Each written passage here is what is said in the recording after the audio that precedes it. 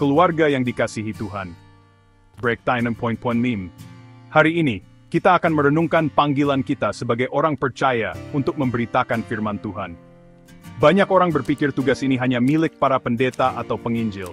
Tapi sebenarnya, setiap orang percaya dipanggil dan diutus untuk menjadi saksi Kristus. Setelah penganiayaan di Yerusalem, para murid tersebar ke berbagai daerah, salah satunya ke Samaria.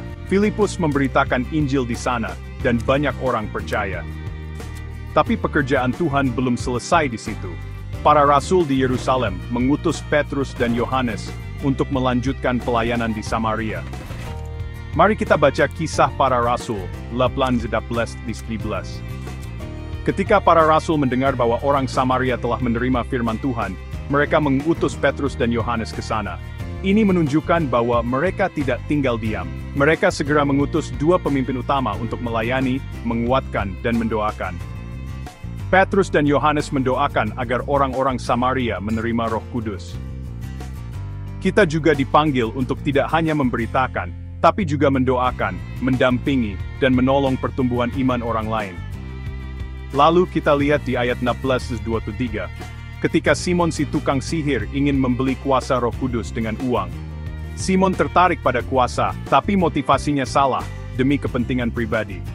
Petrus menegur dia dengan keras, menunjukkan bahwa pelayanan bukan untuk mencari nama atau uang, tetapi harus lahir dari hati yang tulus. Saat kita diutus, pastikan hati kita murni.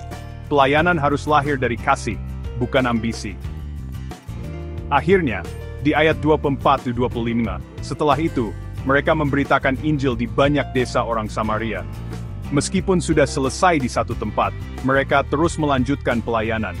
Ini menunjukkan bahwa memberitakan firman Tuhan adalah gaya hidup, bukan tugas satu kali.